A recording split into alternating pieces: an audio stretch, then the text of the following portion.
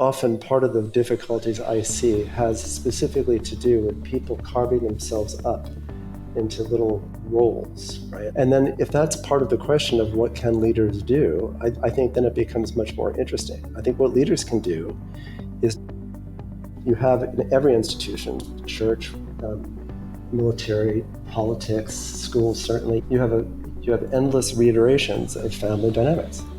And that's neither good or bad, but that's a silly question. It just is. That's how the culture is assigning value. So as a leader, as an entrepreneur, as a person in power, you have an enormous responsibility, not just in terms of the concrete details of the business, but you're in a psychological environment where This is one of these episodes in which we explore the intersection between psychology and leadership together with Nicholas Samstag, a psychoanalyst and clinical psychologist based in New York City. If you're interested to hear how to bring your story to work and what can fostering a culture of curiosity do for you as a leader, we invite you to tune in and get your healthy dose of learning today. And if you've not done so already, please subscribe to our YouTube channel or our podcast on Spotify or Apple Podcasts so you never miss an episode. Welcome to the Nordic Leaders Podcast. On the call today, we have the inimitable David Goddard. Hello, Nick. Our very special guest today is Nicholas Samstag. Nicholas, good morning and welcome to the podcast. How are you doing today? Thanks so much. I'm doing very well. Thank you for having me. It's great to see you. Dr. Nicholas Samstag is a psychoanalyst and clinical psychologist living and working in New York City. He holds a PhD in clinical psychology, a certificate in psychoanalysis from the William Allison White Institute, completed advanced training in emotionally focused therapy for couples. Complementing his professional education is a strong background in classics and in literature that richly informs his work. So we're very excited to welcome Nicholas to the podcast today. You've had quite a diverse journey, so from theatre to studying ancient Greek and Latin, and then moving into psychology and psychoanalysis. How have these diverse experiences influenced your approach to psychoanalysis and to leadership? Thanks so much. Whenever I hear that played back to me, I have the sense, really, did I actually have that much of a circuitous route to where I am? But I did, and I think the word that I hear in that question that resonates most strongly is experience. I had a pretty troubling childhood and early life, and I didn't really know what I was doing in many ways. And I started pursuing very strongly a disparate area of things, and I enjoyed them all. I enjoyed theater, by the way, theater is really good. Someone needs therapy and doesn't know it. It offers one an opportunity to access parts of oneself in a relatively safe environment. It's like bad therapy, but it's better than no therapy.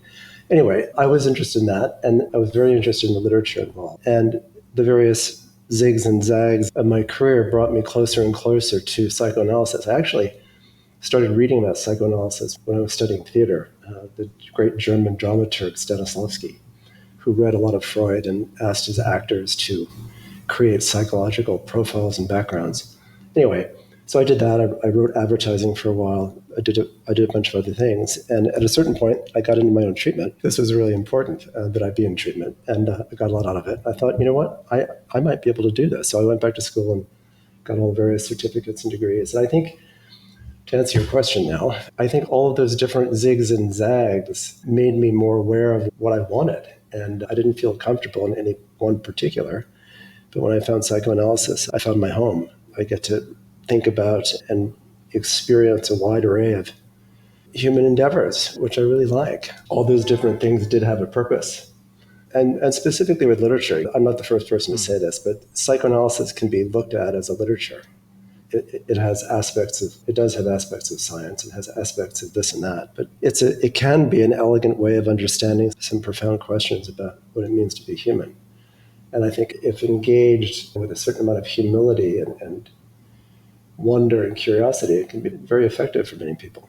So that's why. Wow. Nicholas, thank you. It's a good answer. I've heard zigs and zags a few times. I've heard about a circuitous route and theatre and literature. It was interesting what you were saying about theatre. It's like therapy, maybe bad therapy, I think you said, but it's better than no therapy. Is that the case? I think so. I came out of a not great environment in many ways, and I think there was something about playing. Playing is something that I think about very often in my work. With playing, acting as an actor, playing as a person, you have to be secure in order to do that. Nobody's sitting in a ditch in a war is going to be playful. So I think that theater, paradoxically, gives one a sense of safety, specifically in its non-reality. Like you're playing the baker, you're playing the policeman, you're playing whatever you're playing. And that there can be a very rich and engaged series of events for you there. And nothing's really at stake because when the show's over, you go home. So it's like you're trying on different aspects of things, which can be very much like therapy, actually. Yeah, it's interesting. Sometimes, I don't know about David, but sometimes when we're working with our clients, coaching or facilitating or working with teams, helping them to play better with each other, it is actually a good reminder that we stop playing and we stop being kids. And there's the thing that when we become adults, we have to start being serious and maybe wear business clothing and go to an office and be all serious. And that element of playing is so important for all of us, not just kids. Yeah, I find that absolutely. interesting. I was just picking up on the words at the end there of wonder and curiosity. How do we make room for that in our busy modern lives? Nicholas, if we could just tap into your experience in that psychoanalysis setting, what could leaders learn that would help them rediscover their wonder and curiosity? Because I think that we all have it naturally as children, but we just put a lid on it. I love what you said about the theatre trying on different roles and stuff, and what Nick was talking about and playing. So a bit of a long-winded question, but No, it's a great question. I think, I was thinking about these questions that focus on leadership and entrepreneurs, which is, of course, relevant to what brings us here today. I think that it's worth saying that we're people first. Often part of the difficulties I see has specifically to do with people carving themselves up into little roles, right? I'm a professional, I'm an entrepreneur, I'm a leader. And there's certainly conversations to be had that are specific to those categorical role assignments. But I think what's often missed is the through line. And the through line is you're a person. You were born someplace. You had early history. You had experiences. And then if that's part of the question of what can leaders do, I think then it becomes much more interesting. I think what leaders can do is to get in touch with their humanity, like the rest of us. And if you've not done so already, please subscribe to our YouTube channel or our podcast on Spotify or Apple Podcasts. And so if you're in a business setting or you're in a personal setting or you're in any setting and you have a greater sense of who you are and you have some, we'll talk about this in a while, psychological acumen, if you're able to be present and notice what's happening on a human level, things go better. And I think, maybe to answer your question more specifically than I have so far, I think leaders and institutions are necessarily recreations of family dynamics. When you walk into a business and you have a boss or you have a CEO or you have somebody you work for, the psychological transference and the assumptions everyone makes is that you as the leader are, in essence, it's a kind of in loco parentis situation, the place of parents, right? So you have in every institution, church, military, politics, schools, certainly, you have endless reiterations of family dynamics. And that's neither good or bad. That's a silly question. It just is. That's how the culture is assigning value. So as a leader, as an entrepreneur, as a person in power, you have an enormous responsibility, not just in terms of the concrete details of the business, but you're in a psychological environment where people look to you as the father, as the mother. And you better be on your game in terms of that. Otherwise, everything goes badly. So a nice overlap with the sphere where Nick and I work in coaching.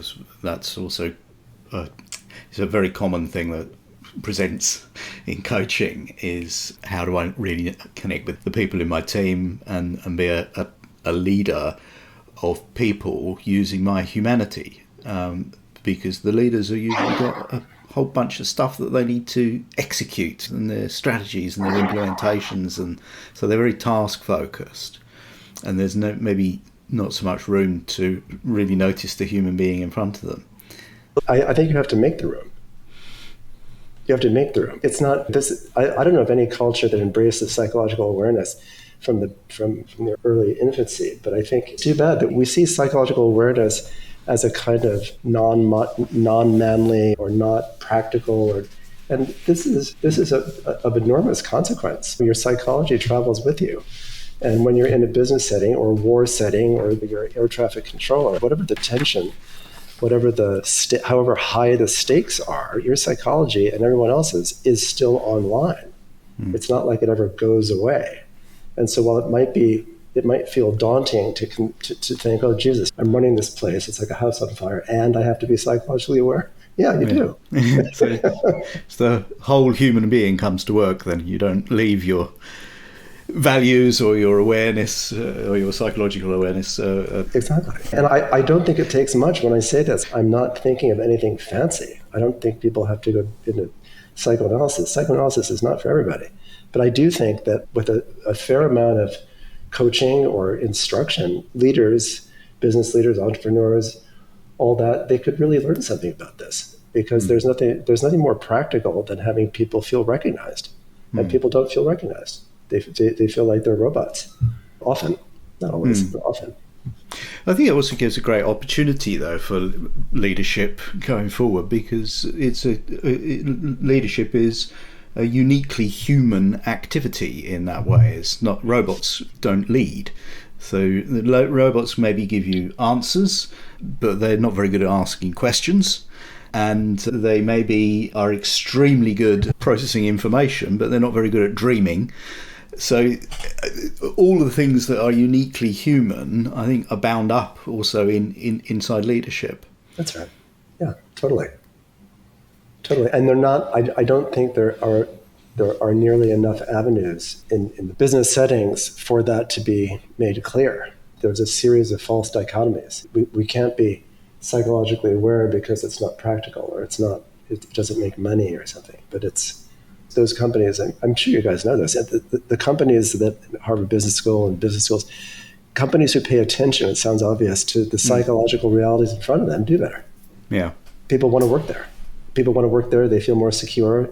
They feel more able to share their ideas. And sometimes the best ideas come from some kid in the mailroom, right? But he's not going to tell you his idea if he feels that he's going to be squashed.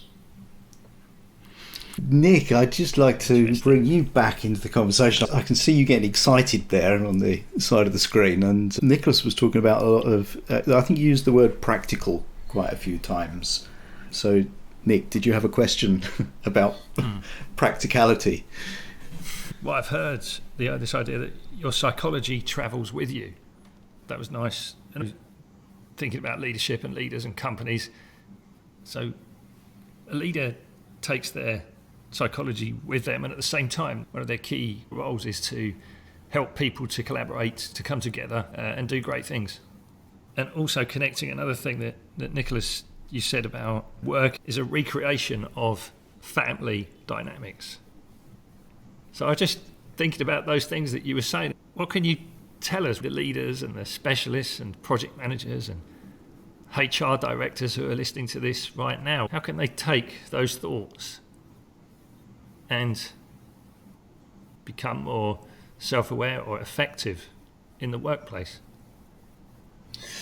Yeah, no, I think that's a right-on question. I think, in my experience, and some companies do this, when they interview for positions, once they've gotten through whatever the criteria are, the education, the knowledge, the salary, all that, part of the interview is a kind of psychological inquiry.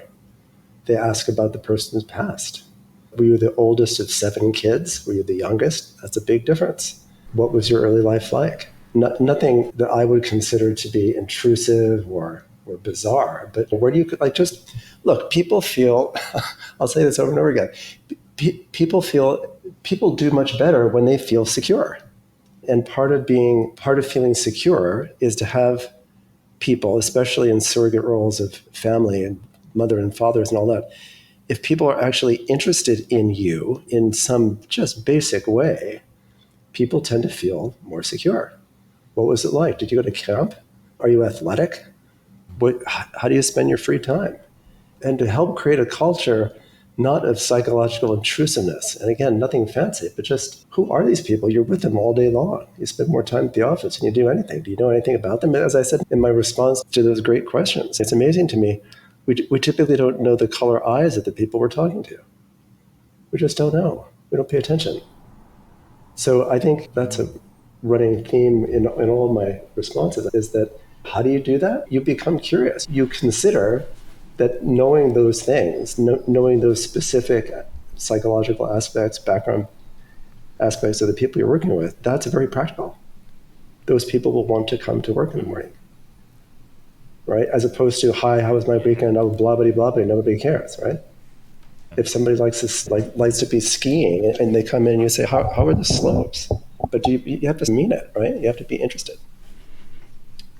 And it's not, these are not dichotomies. It's not a dichotomy to be psychologically connected and effective and practical. Those are not antithetical. Those can be greatly combined. Doesn't take a lot of time. It's not expensive. Yeah, it's not expensive. I feel like we're getting something for free here because there's lots of ideas coming into my mind from my childhood. I don't know, you're just pressing a few buttons up there. This birth order question. So I'm the youngest of three boys. Here we go. And I've sometimes wondered how often I fall into the same role in my adult relationships, particularly with work colleagues. The two bigger brothers know more than me, and they definitely know something that's going on that my parents are not telling me because I'm too young. Yeah, sure. And it's when it pops into my head in that obvious a form, you can get rid of it, and it's easy to laugh at it and distance it. But the problem is that it's often sneakily buried in the back of my mind and doesn't present itself.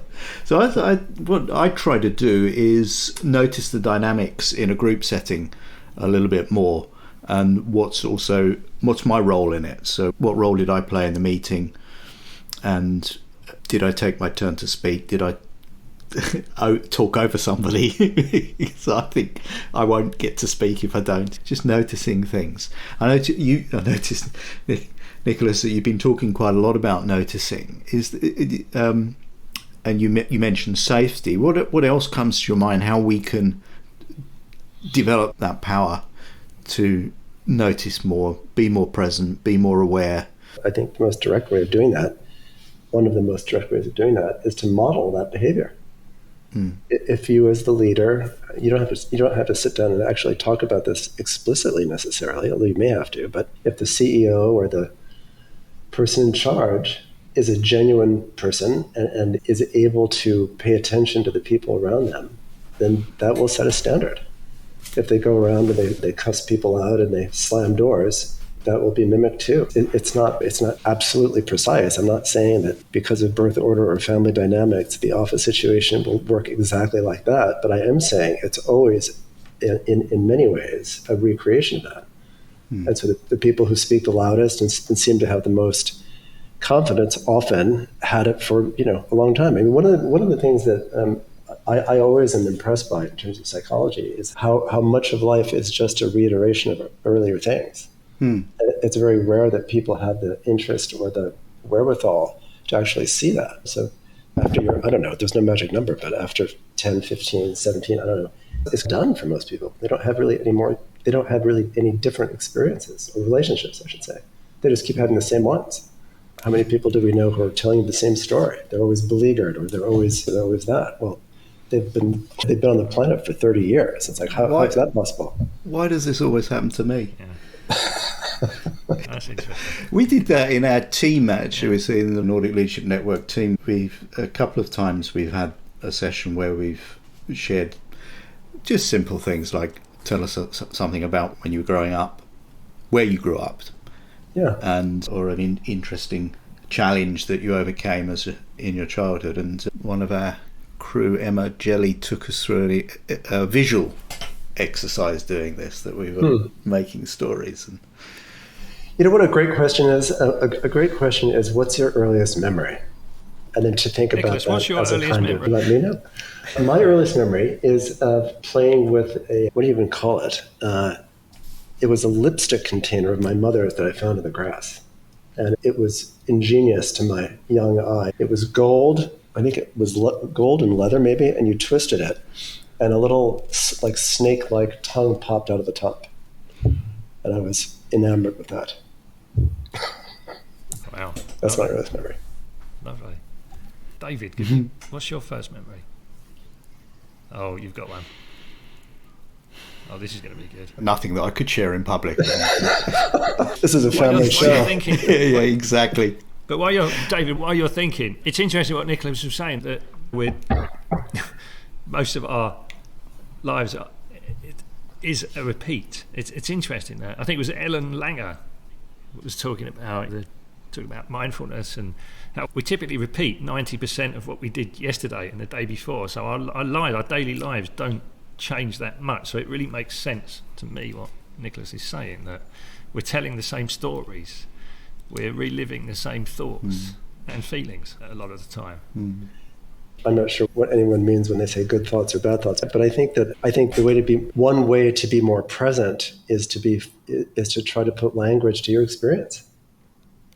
What does it feel like?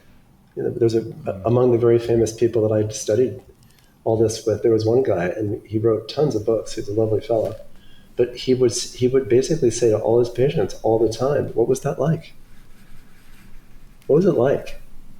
And he wouldn't let them go until he felt that they had really put language to experience. None of this, it was fine, it was bad, it was good. What was the color of the day? Where were you? How did it feel when the bus passed? Whatever it was. What was your experience? It's one of the things that we found from infant studies and lots of other research, that with parents or mothers, caregivers, one of the most important things we can do with our kids is to ask them, what's it like? What is this like? There's obviously no right answer there. Yeah. What is it like then to be Nicholas Samstag today? Having a good time with you, chaps. I was just fishing to see what's the quality of your guest experience right now.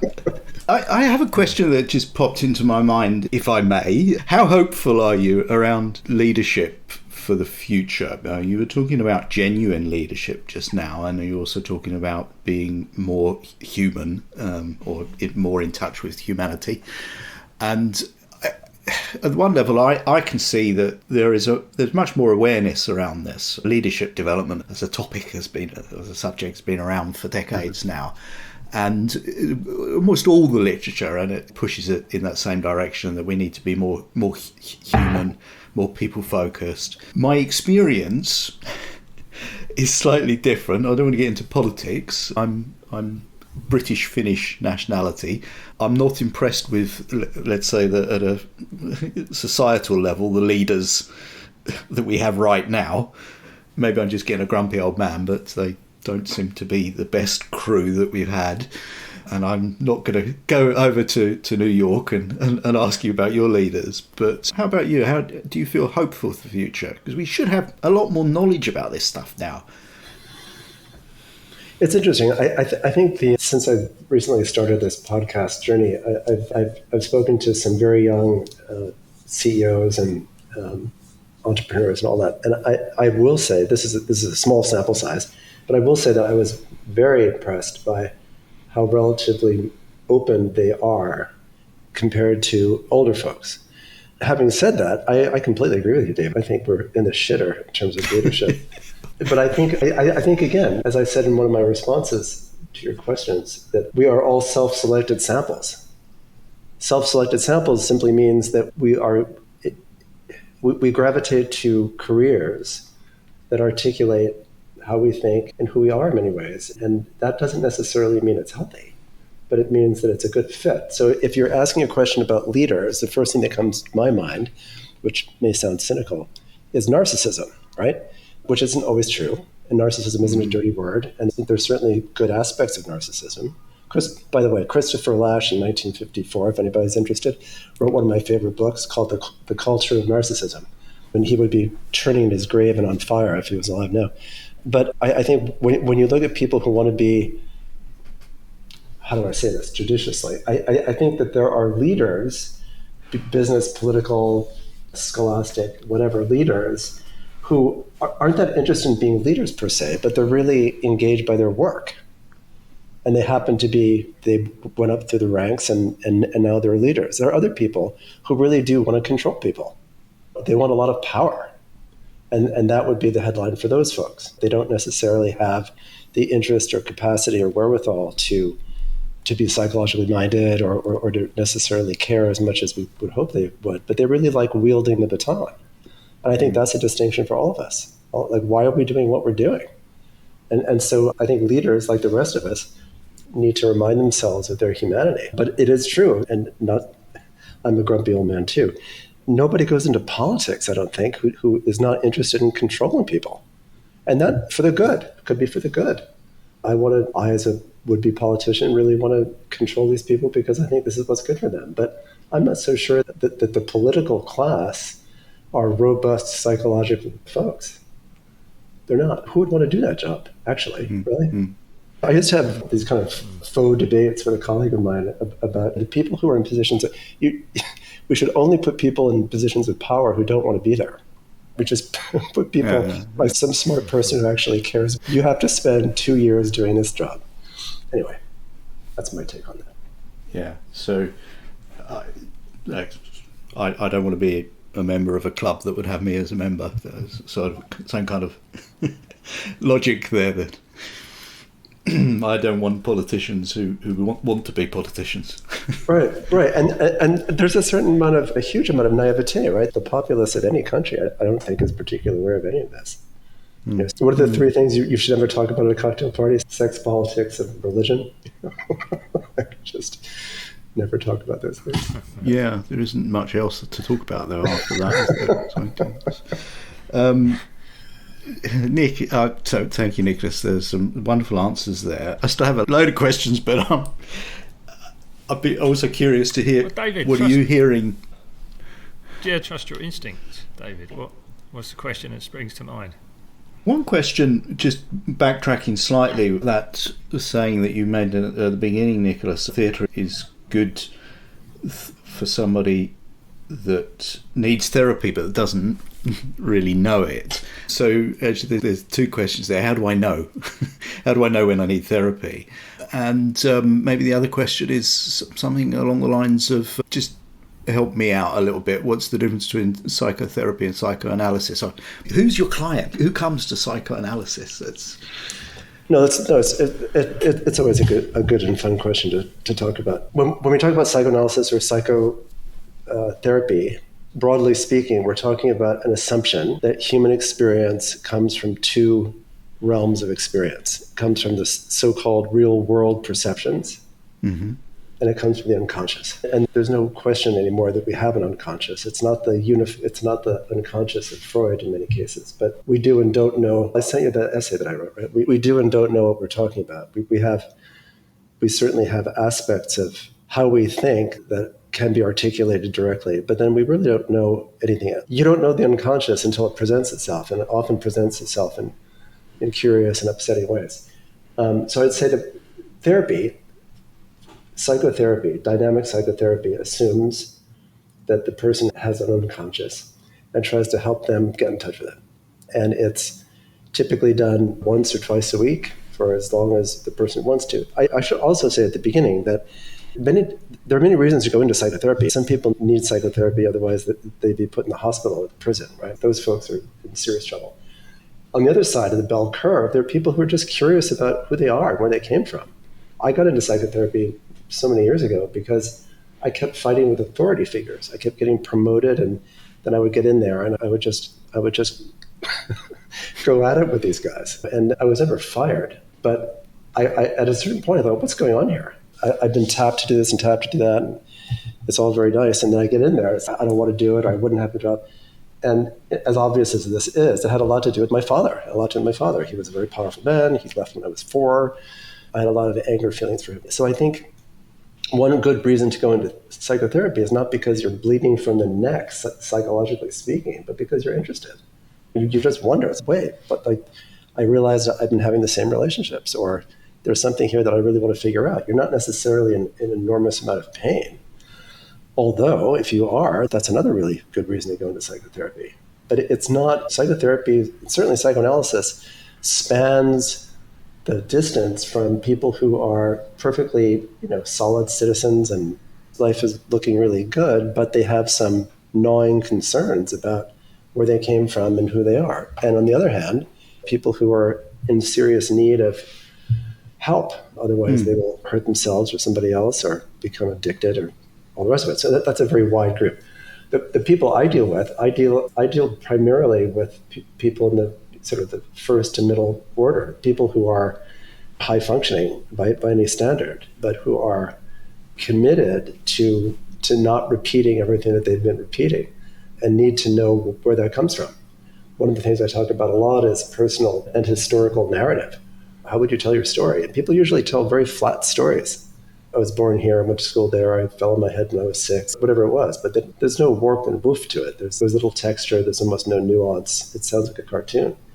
And I think, again, in response to all of your good questions, I think leaders, like the rest of us, owe it to themselves and the people who work for them to have a textured personal narrative. There's not one story we can tell about where we come from. There are several, but they're not arbitrary.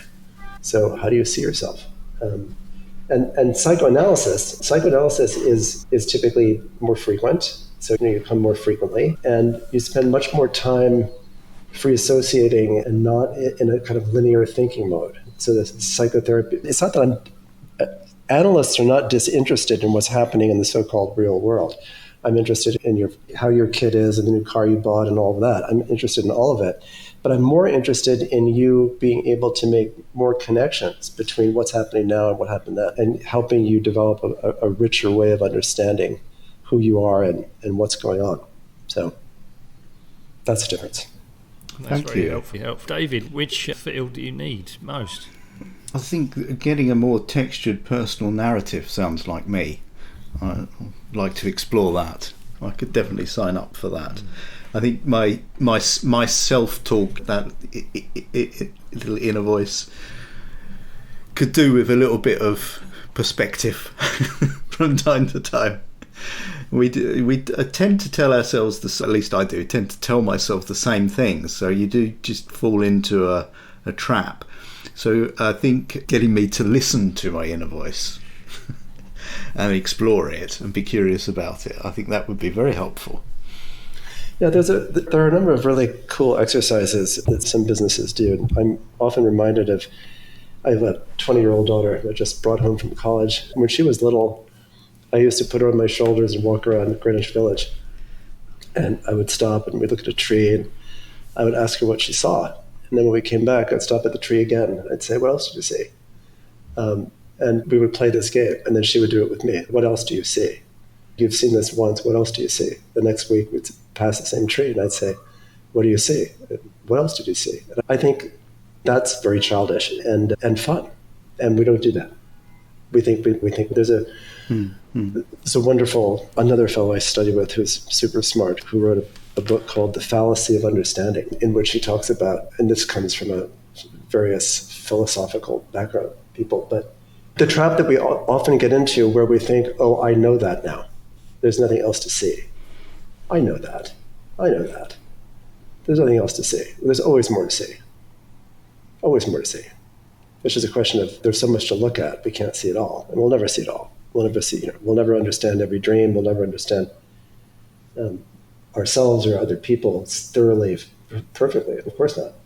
But I think if we ask the question, it tends to go better. What am I missing? Not from a screwing up standpoint, but there's too much to see.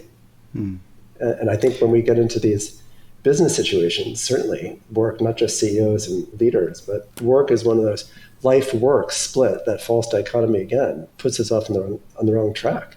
There's something separate there in terms of our biology or in terms of our psychology.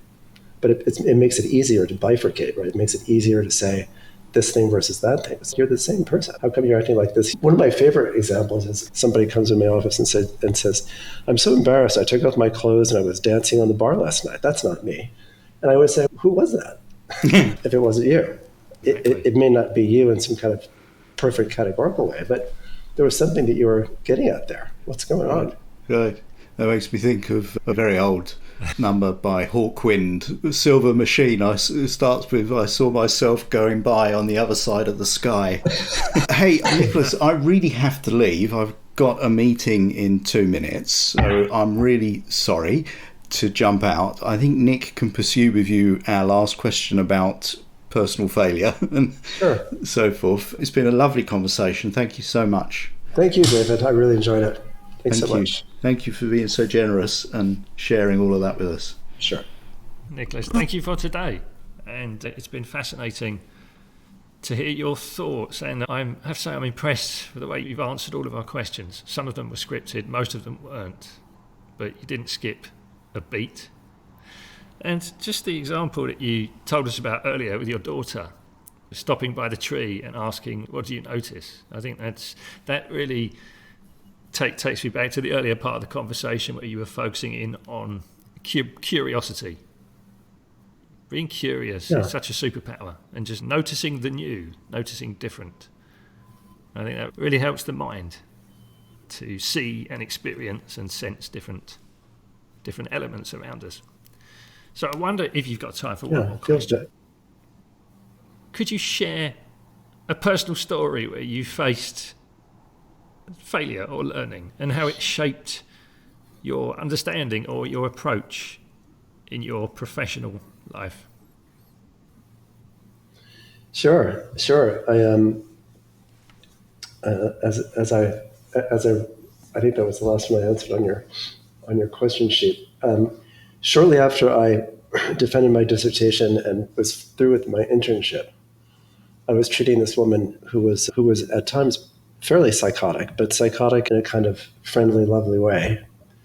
And she had read a lot of Freud, she had read a lot of the psychoanalytic literature. She was very engaged by therapy, very engaged by me. She came into my office, very theatrical, flounced on my couch, and said, toilets everywhere, as if in a dream.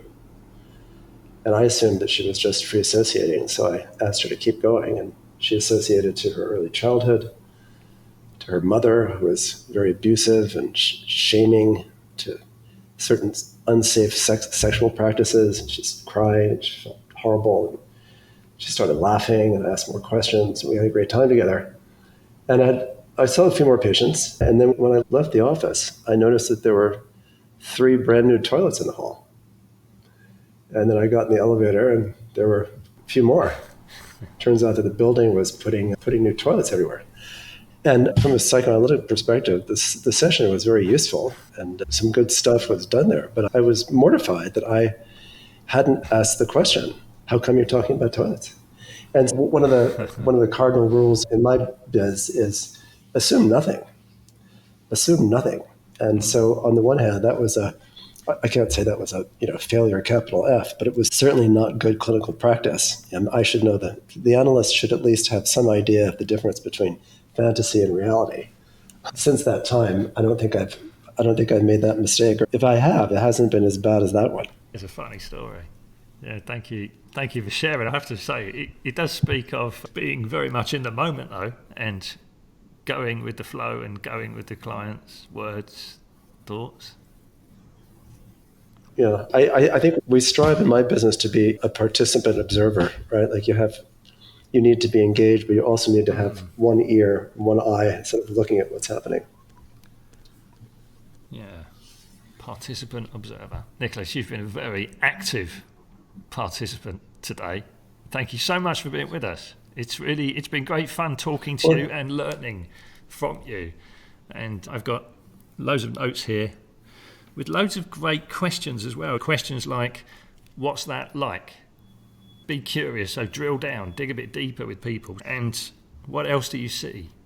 These are great questions for all of us to be using every day. So, Nicholas, thank you so much for being with us today. Thank you so much for having me. I had a great time.